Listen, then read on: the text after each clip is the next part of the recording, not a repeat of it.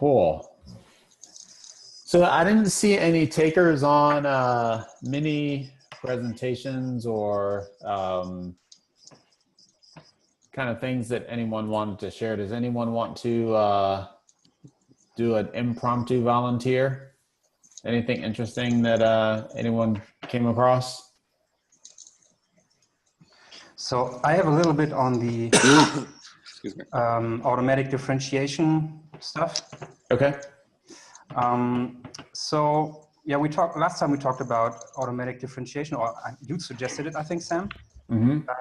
And actually, you were right. This it's not symbolic differentiation and it's not numeric differentiation, but it's automatic differentiation. It's a little bit different. It kind of sits in between those things.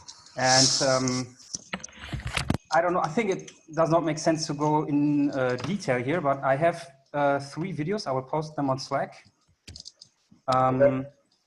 Those are, so the first one is a pretty entry-level introduction to automatic differentiation. And the second one is a little more math. And the third one is pretty math-heavy. And it's actually automatic differentiation is, or it's better to say backpropagation is a sort of special case of automatic differentiation. And it's basically leveraging the fact that you can use your forward pass through the network to make it easier to calculate the derivatives for this specific data you put through the network at the moment. So when you would do a symbolic differentiation, you could basically put in any number and calculate the gradient for that. And in the case of backpropagation, you really calculate just the gradient of the data point you put through the forward path at this time. And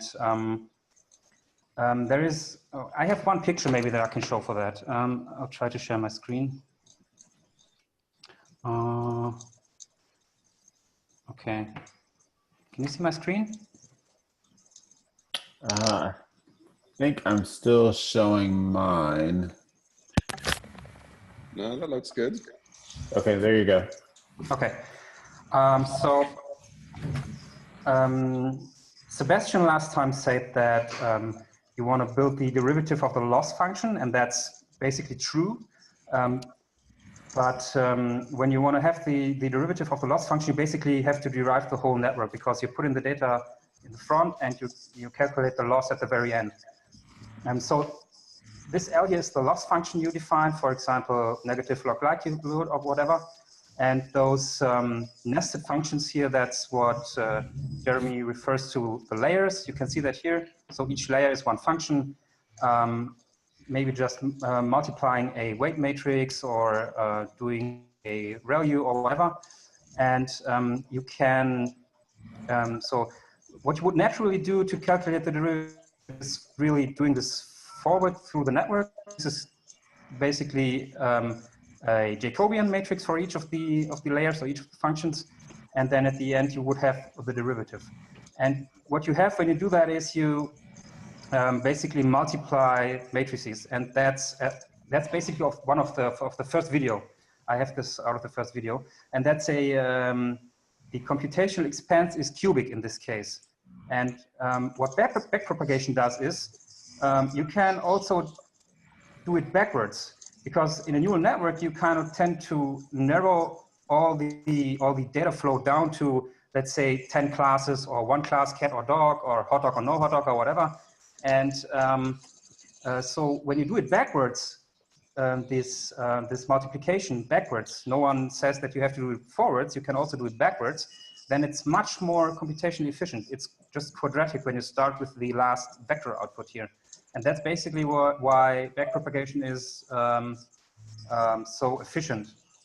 And you could basically not do it when you do it in the forward direction, the derivation. That's what you would do when you do symbolic differentiation. And yeah, this trick is basically what's in automatic differentiation called reverse mode automatic differentiation, I think. I think I did not completely wrap my head around this stuff yet, but automatic differentiation is a whole field on its own. It's basically, the idea is pretty cool, because it's basically stating that because a computer program is always just a bunch of sequentially executed easy math operations. You can always use the chain rule to build the derivative of this program or algorithm. And that's what's leveraged in automatic differentiation. So that's a pretty interesting topic, but it's really a field on its own. So it's yeah, there's a lot of stuff you can learn about that. And I think how this came up last time is we were talking about the backprop and symbolic differentiation. And I think both Sebastian and I were, if I remember correctly, maybe you or someone was suggesting that we were doing symbolic differentiation, and Sebastian and I were confused about that. Did you, did diving into this help clear that up for you? Yes, absolutely. So it's not symbolic, definitely not. Okay. But it's not numeric also. It's this kind of in-between thing that's automatic differentiation, yeah. And so are you, when you say it's not symbolic, are you referring to automatic differentiation, or are you referring to the kind of stuff that we're doing in the course?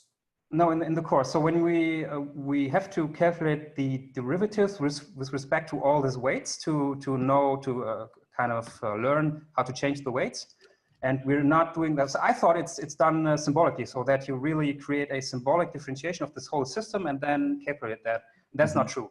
But it's also not a numeric differentiation. So in numeric differentiation, you would just kind of do this stepwise approximation of the function at this point. It's also not that.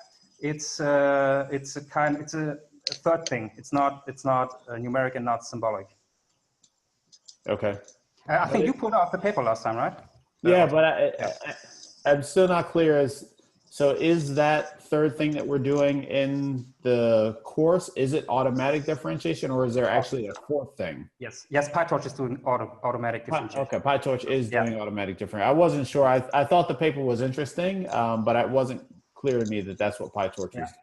Okay. Actually, backpropagation is always automatic differentiation. It's a special case of automatic differentiation. And in this one talk, the guy said that it's basically this both fields of creating backpropagation algorithms and automatic differentiation was started as the same field, but then they kind of diverged into different directions and never got connected again. And that's what's at the moment, it is a little hype of, it's called differentiable computing, I think. And that's, they kind of learn that they are basically working on the same concepts there. So. Awesome. Yeah. Cool. Thank you.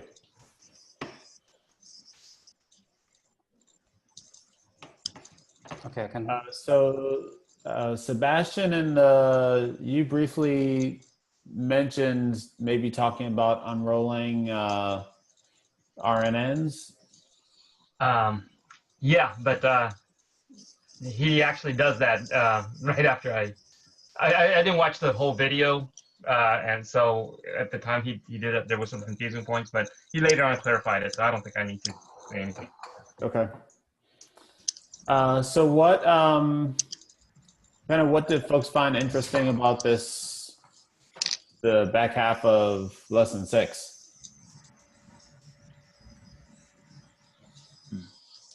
I think for me at least learned that it's probably the right time to start switching from this visual representation of neural networks with all those nodes and edges and stuff to this more mathematical view of matrix products and stuff.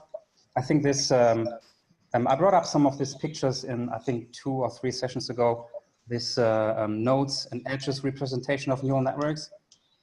I think that's what most people have in mind when they think of neural networks. But Jeremy, in this lesson, I think he said that most of the courses bring up these fancy pictures that are basically just matrix multiplications. And I think when you go into more complex stuff like this, it's starting to get easier when you get used to this kind of mathematical notation. By mathematical notation, you mean similar to what you had before, like symbolic notation, or something different? Not necessarily. I think there are also, when you write it in code, it's also the same thing. Let me just show one more picture. I think I have seen that in the in one of those videos. Let's start sharing the screen again.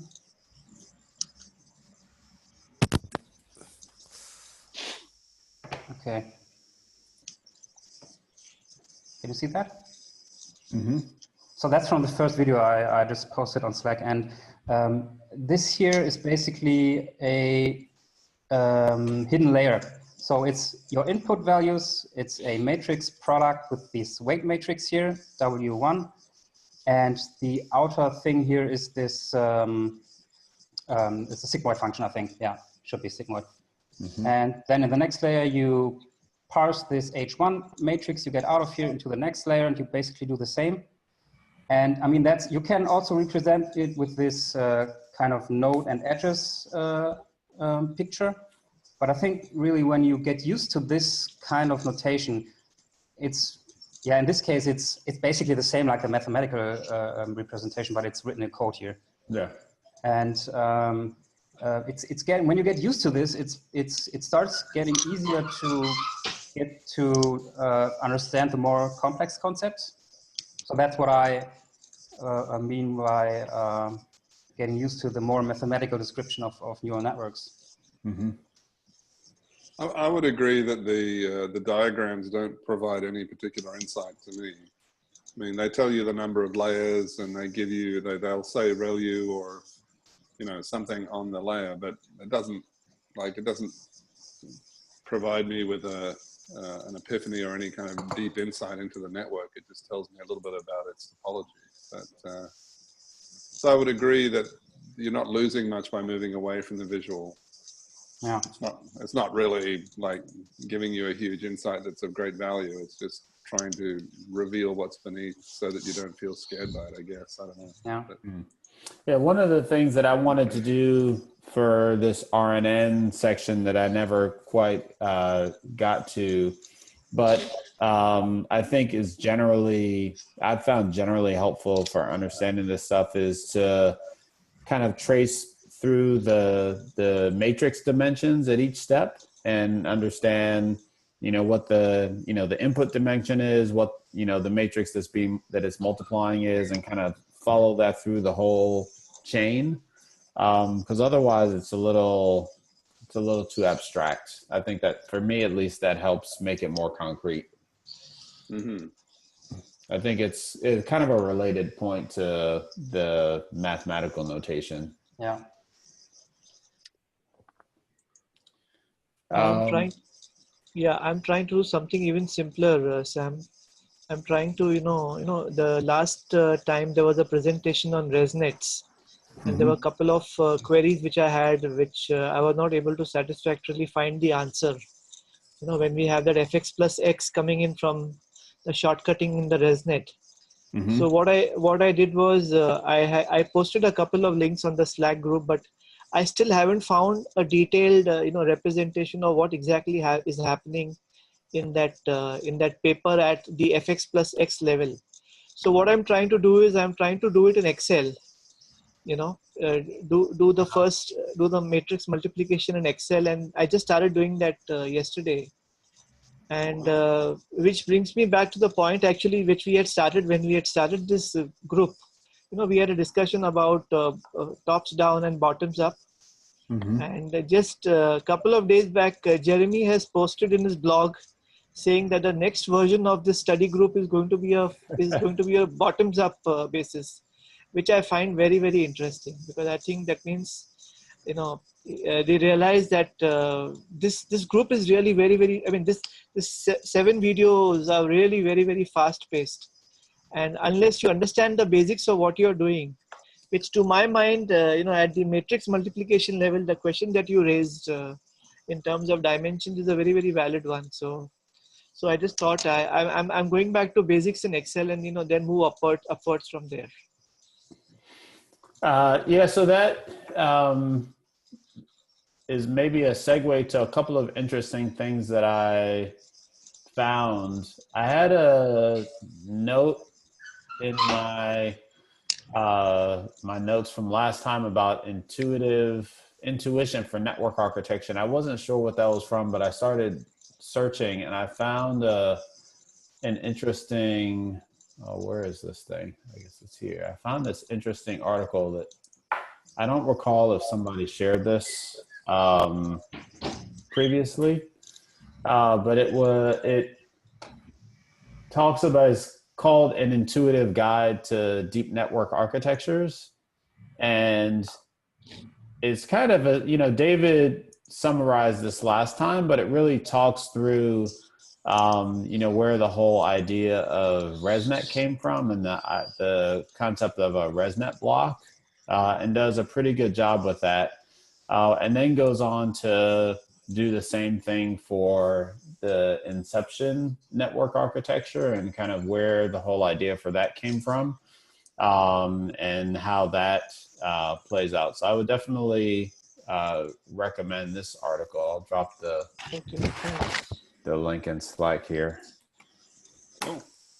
And then I didn't even know there was Exception, which is extreme inception. I hadn't heard about that one, but apparently that is another network architecture.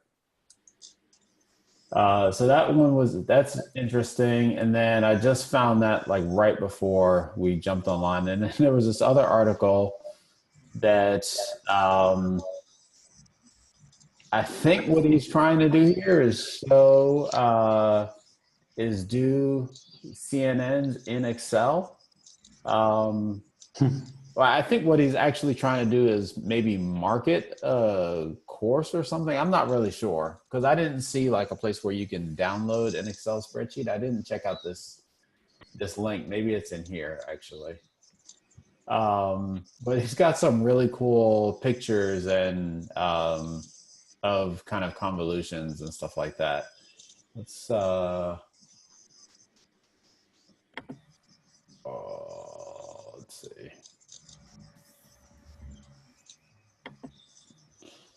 Oh, is this a picture or is this a cell?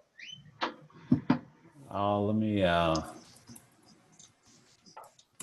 put this in Slack also. Thanks.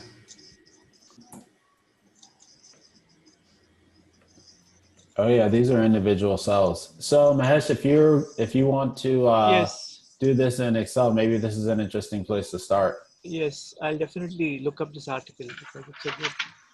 No, I'm doing it at a very, very basic level because what happens is, you know, in Excel, I presume the newer versions will have, you know, better matrix handling capabilities.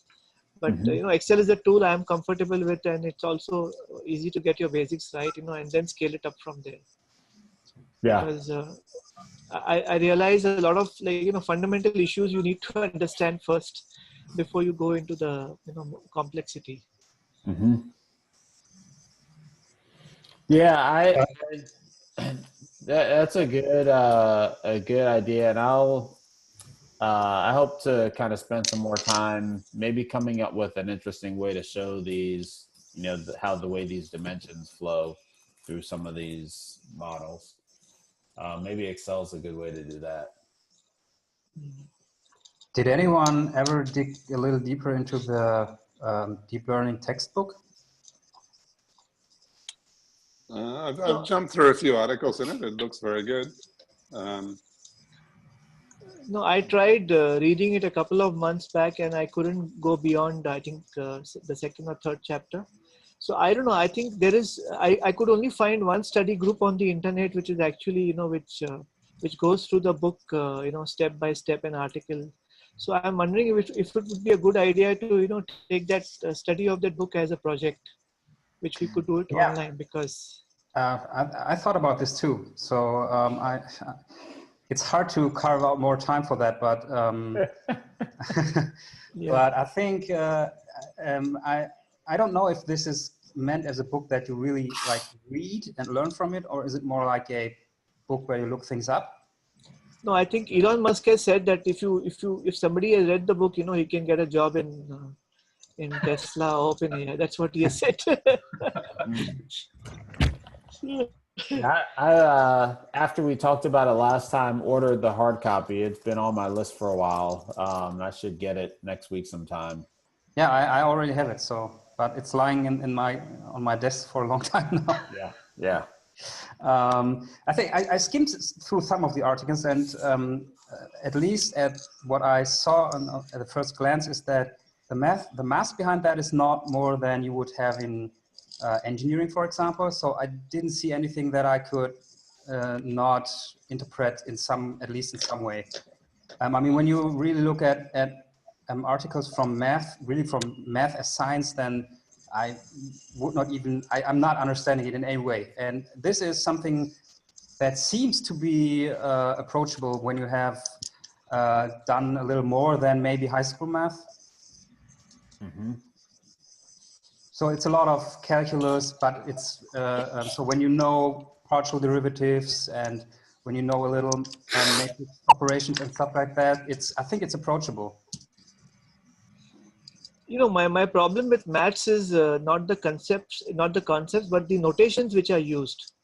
Because, you know, some of the notations which are used by different people are, so you need to have a consistent, you know, kind of notation which is being used. It makes it easier to understand. That's actually often a problem, yeah. I certainly haven't seen any consistent notation. Yeah. Okay. No. So one insight, I've had the chance to go a little bit deeper in my specific area, and I will give you a kind of, not a word of warning, but a little insight that I've had in that machine learning is really interesting and very deep, but typically in my application specifically, which is vision oriented, the material around machine learning is equally big and equally deep.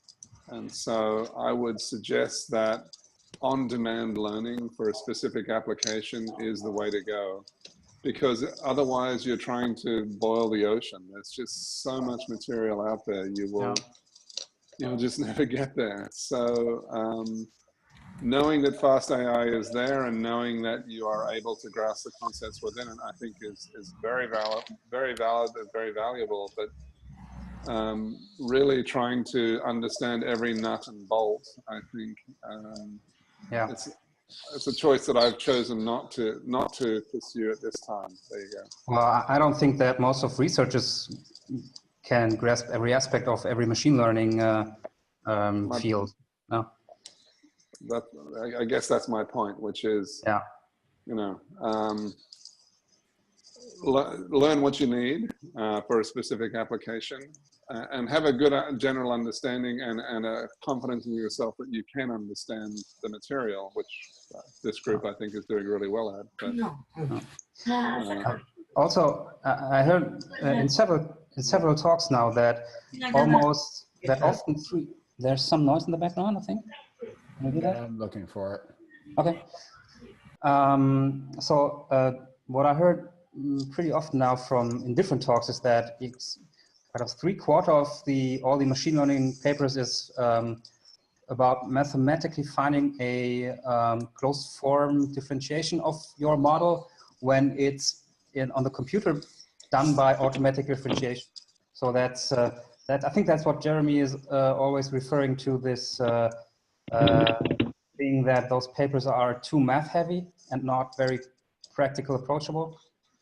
And I think that's maybe a part that you don't have to understand every nut and bolt. You know, but for learning to be transferred effectively, you need to understand the basics, because otherwise, you know, you're never really comfortable getting into the depths of what you want to try it out. And I agree fully with David's point that you need to essentially, you know, on-demand learning. But even for on-demand learning, you know, you need to have a certain foundational concepts which have to be in place. And I personally think maths is very important, regardless of what Jeremy says, to, you know, position himself in the course separately. Because unless you have the mathematical background, you know, this is something really difficult to, you know, to grasp fully. There are great resources out there, by the way. So Khan Academy has got great videos on some of the fundamentals, like Jacobian, you know, matrices or other things. Kai, I didn't get this, you know, intuition of automatic differentiation. So I'll try and read it up, you know, because it seems a little confusing to me. So the basic idea is that any computer program you can ever write is basically a bunch of sequentially executed simple math operations. And you can always differentiate that with the chain rule. That's basically that's Okay. what I understood is basically behind automatic differentiation. Okay. So you don't Okay. need to kind of create this symbolic differentiation.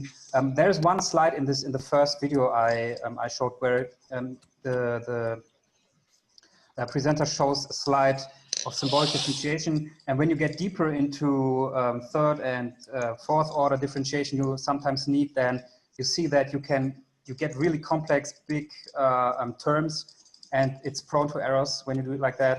And so this automatic differentiating thing that basically can automatically be created while you go through this program is much more easy and efficient. But honestly, I myself did not. Yeah. I did not completely understand what's going on there, but I kind of feel that I have an intuition of how it's been done. Because backpropagation, I mean, the advantage of backpropagation is that you use this kind of rule that you have, this chain rule thing, to backpropagate this through the network. So, I mean, you just can do that because this rule applies. And you that really gets rid of a lot of computation when you do it like that. Yeah. And yeah, that's basically the trick. No, in fact, the reason why I started getting into Excel was this whole issue of backpropagation, because Andrej Karpathy, as well as a couple of Medium articles, very suggest strongly that you need to understand backpropagation fully, because that is really what is happening in the neural network. The backpropagation. So my plan is that in Excel itself, I'll implement the backpropagation, and then then use the concepts for further learning. Yeah. But it's not that hard to understand why backpropagation works, but it's hard to understand how it's implemented, I think. Yes. Yeah. Yes, because you get lost. First of all, you need to understand differential calculus. Yeah. Okay. You need to understand. You need to understand linear algebra. You need to understand the language, in which your code is running. Yeah. So that's why Excel is a good tool from that point of view. Did you go through the Andrew Ng's original, either the original machine learning course or the newer deep learning course? I thought I remembered you mentioning that at some point. Yeah, I went through like half of it. I think I posted a link where it was like a 15-minute video actually of where he goes through backpropagation hand by hand. So I think that's really helpful. Mm-hmm. Yeah. Mahesh, have you gone through either of those courses? Yes, I have gone through the few lectures of Andrew Ng's, then the original Stanford course. Mm-hmm. Yes, and in fact, I would suggest it very strongly. But the only issue is, you need to, if you really need to follow the course, you need to implement the exercises which are there, which honestly takes up a lot of time, which needs to be spared. But he's got a very intuitive, he's got a very natural style, and he starts from the ground up. So it will be very interesting to watch Jeremy's approach to this course on a bottoms up basis. The next version, what he's saying. Mm-hmm. Did he say that he want to do this bottom up approach in the first part of the course or the second part? I think it's the first part, and I think it's going to be based on PyTorch 1.0. Okay. I'll just post the link after our session gets over, so I'll post it in the Slack group. Yeah, I followed this Fast.ai thread in the forums where he is describing how he's going to develop this new library in notebooks, I think. Yes. Yeah. The same link. Yeah. Okay. And actually, even if you follow that thread, it's very interesting because as he's posting, the library is being developed, and people are talking about what kind of functions to use, and also I think it's very interesting if you have the time to spare. Yes. Yeah, I've seen that. It's pretty exciting if this is going to work out to create a whole library out of this notebook. So at the moment, I think they're trying to export. They're creating export tags for cells. They want to export into Py files out of these notebooks. That's what I read in this thread. So I mean, I wish, because if you realize one of the limitations of the existing Fast.ai is for inference purposes, it is not mobile friendly. Here he has mentioned it somewhere in the videos that, you can't do inference on just a CPU device, which is mobiles. So I hope that, because once you do that, once you're able to export your models into lower consumption devices like mobiles or tablets, it becomes much, there are many such examples, you can try it out. But are they going to implement this in the Fast.ai library? I think that's more a PyTorch thing, right? Isn't it?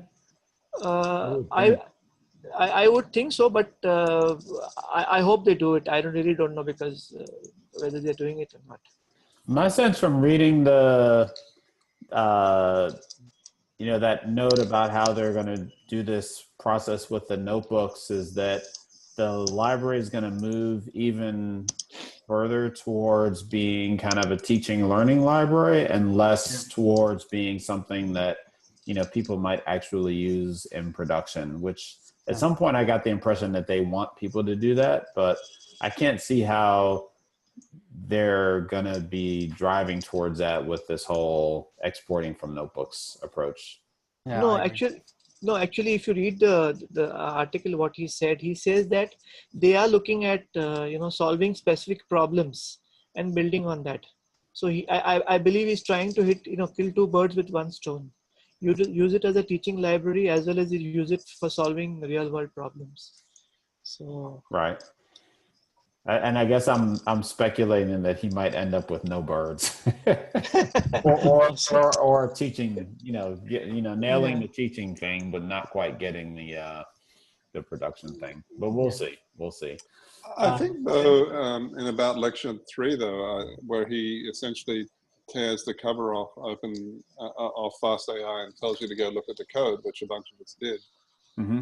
I think his point is that there's nothing particularly heavy going on in the Fast.ai library itself. It's just essentially macros is a poor name, but it gets the concept across. It's just a set of lightweight code pathways that get you closer to where you want to be. That was my first comment. And my second comment is that inference is typically done very differently than training.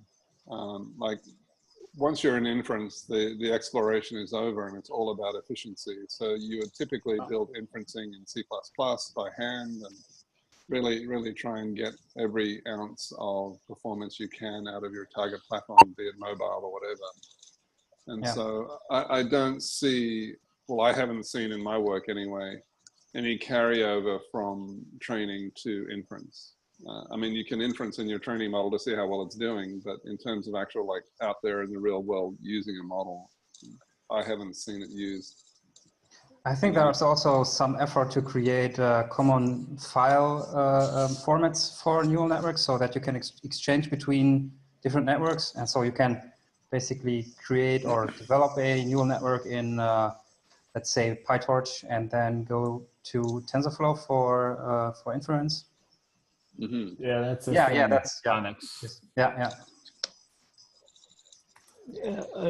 David, I was following TensorFlow for quite some time, and I think their basic fundamental approach is always towards inference. Yes. They want to absolutely. make sure that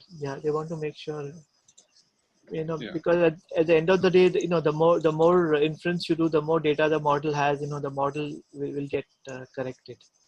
So yeah. Oh, that's not what I was looking for. I was looking for a picture. I think it's only on my phone, from a talk that I did where they were, oh, what just happened? I don't know. I don't know that this is necessarily useful. Never mind. I'll try to find a way to share it, but basically, I was at a Capital One conference and they were demonstrating this interesting app that they built that you basically point the app at a car and it does a fine-grained classification to determine the make and model and year and trim level of the car. And they, ultimately determined that they couldn't take these images and send them over to the cloud or anything like that to do inference, but they had to do it locally. And they ended up testing several different mobile network architectures, MobileNet, a couple of different versions of MobileNet, and one called NASNet Mobile, which I think is related to TensorFlow. TensorFlow Slim seemed to pop up when I was looking for it. And they, basically did a bunch of tests and kind of plotted, the ultimate size of these models against the, the accuracy loss that they saw when they moved to these mobile models. So I think for inference, the impression that I was left with was that, I guess, David, if you're trying to squeeze out every last, ounce of performance, you could code it by hand, but there are also these mobile network architectures that folks have developed that you can train against, and that produce smaller models that you can put on a phone for inference. In some of your talks quite some time ago now, there was this, they had a term for it where they talked about crunching the network onto the phone. I can't remember the exact phrase. Auto compression is what I remember. Yes. Compression and quantification, So essentially the size of the numbers, and let's say if in training you have 32-bit float, you reduce it to 8-bit float in your inference. There was a question asked by somebody on the Slack group, and I had attended a Google developers meet in India last year, and there's a gentleman called Sas Kato, I think. He's an expert in Google who does this, and it's a very, very serious area of, because what they actually found out was, once the model is fully trained and once you reduce it from a, let's say, training, in training you could have used 32-bit integers, you could, if you reduce it to 8-bit integers in inference, there is a loss which happens, but the loss is not very significant. So I found that very useful because, not everybody will have a GPU to do their inference. Mobile phones are the best devices for capturing real world data and events. Mm-hmm. And Srinivas recommends a couple of the Stanford courses for backprop explanations, CS224 and CS231. Yeah. Did anyone take a look at the Andrei Karpathy article on RNNs?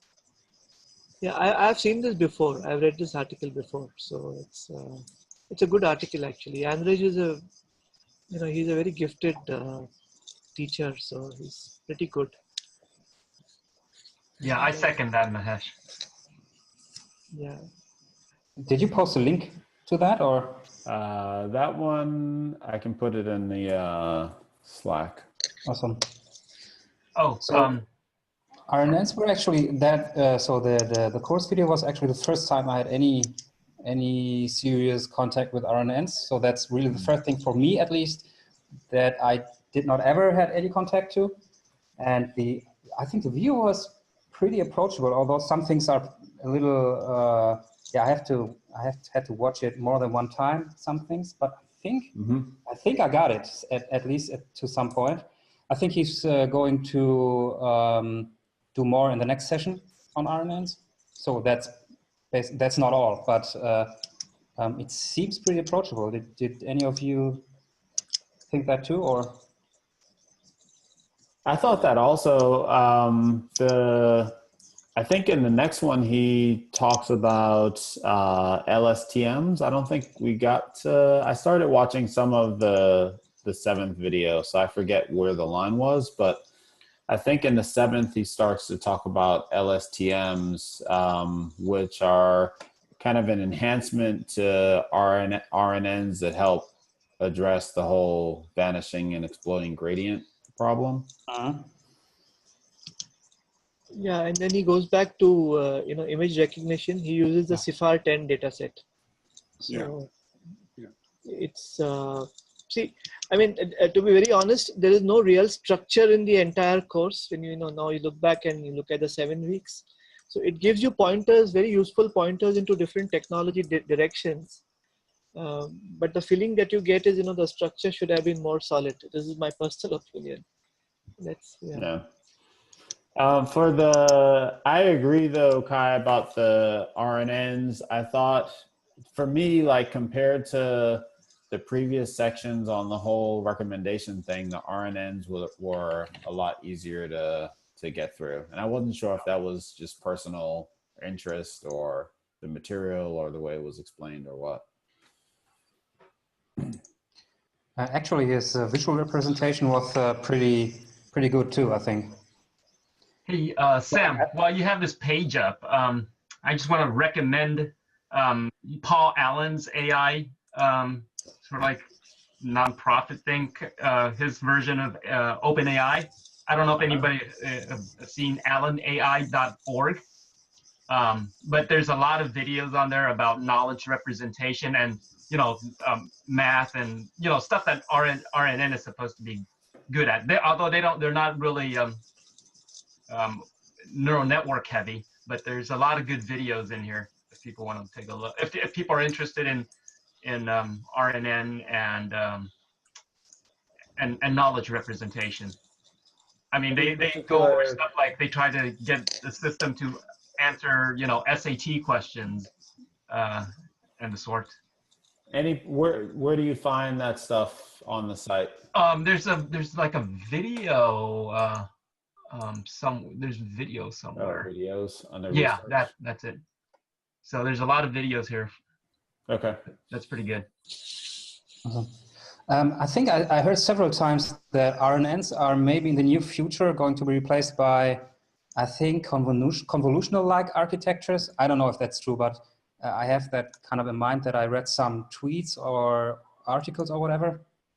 Yeah, I think they're overlapping. I mean, I think they're using convolution for tasks that RNN typically does. But actually, so during the lecture, one of the students asked this question about shared weights, how the RNNs look like shared weights in convolution. And I didn't, he said a student put up a post on the forums about that or something. And I think that's really interesting. I don't know, maybe if I can understand it next time I can give a 5-minute blurb. I don't know. Sure. Yeah. That would be great. I think RNN basically seems like a convolution, but over a sequence instead of over space. So that's my guess. Yeah, I would agree. I would say that, but it also captures the directionality of time, whereas the CNN is truly two-dimensional. It doesn't have a forward or a back. The RNN definitely is sequential, like it has this idea of the arrow of time built into it. Okay. How strongly are you making that comparison, Sebastian? Like, when I think of convolution, the thing that jumps out at me most strongly is like this sliding window of these filters and things like that. Do you see an analogy there to RNNs? I think so. I think it's a sliding window over a time window. I mean, I think mathematically, if you look at like a Fourier transform, you can Fourier. I mean, like with a wavelet transform, you can slide a window over time also. That's definitely possible. I already did that. So you can if you have, for example, a few time series and one output time series you want to predict, you can do a convolution over the channels. So the time is that what in the picture is the this kind of 2D. I don't know, how can it compare to pictures? That's a good question. It's a one-dimensional picture. You pad this window over the time series, I think, right? I think so. I'm really interested. Oh, I know why I'm referring to pictures. So you can basically convert the time series to a 2D with a Fourier. No, it's not a Fourier. It's a wavelet transformation. I think. Wavelet, exactly. Yeah, Yeah, and Fourier then loses time information. yeah, but you can do it as so you can window this wavelet transformation. You can do it for a certain time step, and then you can apply a neural network. So you can find patterns in noise, for example. Yeah, I think mathematically, it's if you think of it as a wavelet transformation, it's easier. But I'm not exactly sure if that translates to an implementation of convolution mixed with RNN. No, not sure. Yeah, I don't know that either. Yeah, I've heard some examples, some anecdotes about using using image representations of time series and other types of non-image data, and then applying CNNs to them to, basically solve different problems. I'm surprised actually that didn't come up in this course. It seemed like that would have been an interesting complement to like the whole entity embedding type of conversation. Yeah. Okay, so I just typed into the Google search field RNNs are, and the next word it suggested was dead. So I found I found the article I was referring to. I will post it in Slack. So the fall of RNN LSTM. So I think I read that some time ago, but I don't remember exactly what it was about. Okay.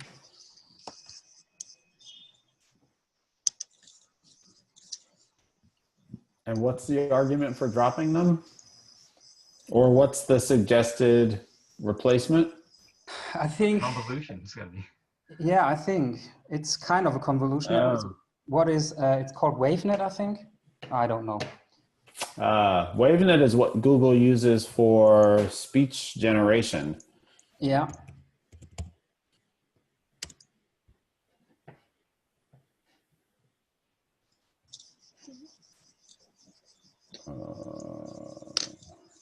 Huh.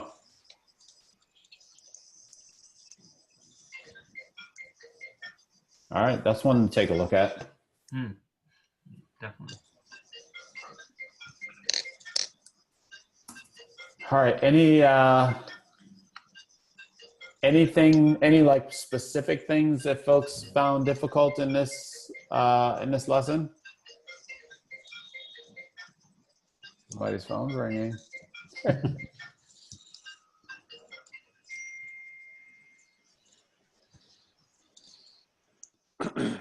Was it all easy, or did folks not quite get to it? Or to me, this is the hardest lesson because he walks through a lot of code that I think I need to dig into. Mm-hmm. Yeah, once again, I think his purpose isn't to directly educate you. It's just to give you pointers so that you go where you need to go. I just personally don't have the bandwidth to go in all these different directions, so I have to pick and choose. So, yeah. It's all very interesting. Yeah. Yeah. One of those small insights, such as it is that this field is very dynamic and very changeable. And so really, really heavily investing in trying to understand something is a little bit fraught with peril, because it may be obsoleted by a paper that comes out the moment that you actually got it working. So yeah, I think from an educational point of view, it's well worth taking a few deep dives to prove to yourself that you have what it takes, or you build up the skill set necessary to have what it takes to take on new areas. But I personally balk at trying to learn it all. It's too daunting. Yeah, there's definitely way too much to learn it all. I think one thing that I did like about this course is the survey aspect of it. And I think maybe to your point, David, I think you can definitely get quite a bit out of it just kind of doing shift enter through the notebook and kind of getting a sense for what's happening. But It also does leave something lacking. Like you feel like there's always something that you don't quite fully get. And I think the self-guided part is like knowing how to, if that's a hole that you want to fill, knowing how to fill that hole. Exactly. And I certainly didn't just click through. Like I did do extensive examples because I did want to get a basic understanding. So I'm by no means am I suggesting that you just, just click through and hope for the best. Not at all. Yeah. Yeah. I mean, personally, I've done everything from, click through to kind of do a bunch of examples, just depending on the lesson and how much time I have and what's going on. Like, I think, and my interest level, like I've said a couple times, like the recommendation thing didn't really interest me at all. And I basically just like shift clicked it. Yeah, exactly. Shift entered. Yeah, identical here. Yes. Yeah. Okay, cool. So next time is I guess we're doing, do we want to do 2 sessions for lesson 7? The first one would basically be a recap of RNNs, I think. RNNs, and I think he talks, I guess it's a little different. You talk about the GRU cells and LSTMs. And then the second part is the kind of digging into ResNet. I think it makes sense to have 2 sessions because it's divided in RNNs and image recognition. Okay, cool. So next time we'll be talking about the RNN and LSTM piece. Okay, I'll try and redo that lesson so that I'm a little bit more tuned in. Awesome. Okay. All right, everyone. Okay, thanks. Thanks, everyone. Thanks. Okay. Have a great weekend. You too. You too. You too. Bye. Bye-bye.